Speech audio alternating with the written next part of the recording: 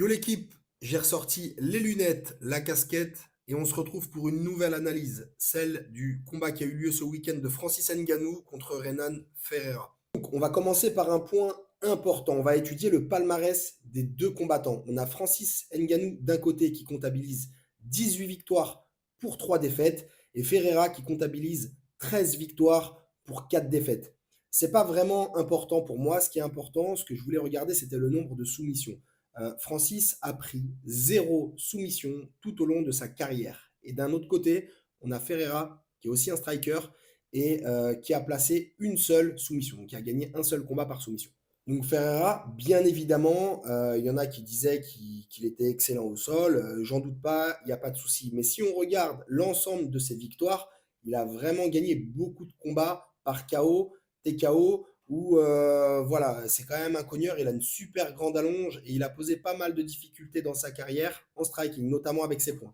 Je vais directement commencer la séquence à partir du moment où Francis emmène son adversaire au sol. Ok, donc il rentre dans les jambes, il l'attaque en lutte, et tout de suite il fait un truc super intelligent, il remet sa tête contre la cage. D'accord, il n'est pas du tout contre la cage, il met sa tête contre la cage et il lui fait perdre déjà de l'amplitude au niveau de la nuque. Ferreira, il fait un truc intelligent à partir de la demi-garde, il s'appuie contre la cage, il recrée un petit peu d'espace pour récupérer Francis dans sa garde. Garde ouverte, et d'ailleurs, il a un très bon contrôle avec les pieds. Okay, à partir de là, pour moi, déjà, euh, il a un contrôle avec les pieds, il prend pas trop de frappes, il est plutôt, je vais pas dire confortable, mais c'est un combat en 5 rounds. Okay, sa force, c'est debout. Okay, c'est un striker. Concrètement, si on regarde son record, c'est un striker. C'est pour ça que je vous l'ai dit au début de la vidéo. Donc on va évoquer l'erreur fatale à mes yeux, la tentative de triangle au début du premier round sur un Francis en forme. Il y a deux paramètres importants à prendre en compte. Là, on n'est pas en grappling ou en jiu-jitsu au milieu d'un tatami à tenter un triangle. On est en MMA. Il y a une cage et il y a des percussions. Il est contre la cage, donc déjà sa tête est rétractée contre lui-même. Donc du coup, au niveau de la colonne vertébrale, vu que la nuque est bloquée, il y a une diminution de la mobilité. Deuxième chose à prendre en compte, un paramètre légèrement important, les percussions. On a un Francis au-dessus, on sait qu'il a une force phénoménale et il peut envoyer des frappes. Il est en mesure d'envoyer des frappes puisqu'il est pris dans un triangle, donc il a les bras libres.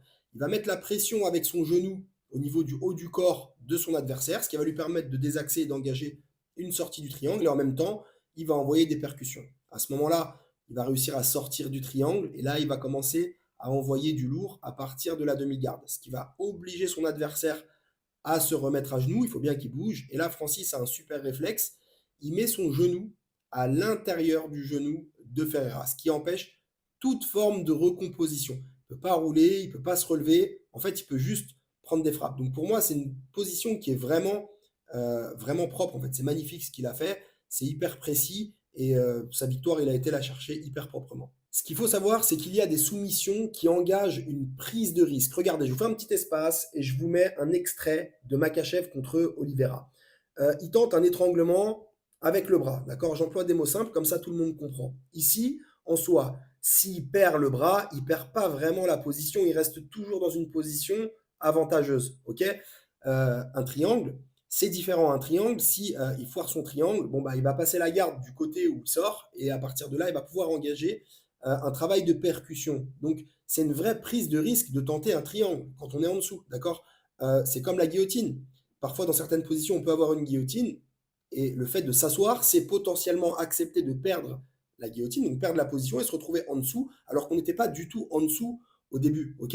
Donc parfois, c'est préférable de conserver une position à partir d'un contrôle, et là, pour moi, c'était préférable de canaliser Francis, potentiellement perdre le premier round, et il y avait encore du temps par la suite puisque c'était un combat en synchrone, pour pouvoir se rattraper et le boxer, puisqu'il a beaucoup plus de victoires grâce à son striking. Pour ma part, j'ai pas l'impression qu'il y croyait vraiment à ce triangle. D'ailleurs, je vous remets un petit extrait où il avait fait un combat et à la fin du round, voilà, je sais pas si c'était pour canaliser ou quoi, il tente une clé de jambe, le genou n'est même pas vraiment isolé. Là, vous pouvez pas me dire qu'il croit en cette soumission. C'est pas possible. Donc, je sais pas du tout si c'est dans son habitude de tenter des soumissions sans conviction. Mais là, tenter un triangle au premier round dans le coin de la cage contre Francis, pour moi, c'était une erreur fatale. D'ailleurs, pour ceux qui veulent voir comment réaliser une clé de genou dans le bon angle, je vous ai partagé une vidéo précédemment. J'espère que c'est un peu plus clair. Voilà, ça m'a fait plaisir de partager mon avis, vu que bah, vous avez été nombreux à réagir sur la première vidéo, l'analyse du dernier combat de Benoît Saint-Denis.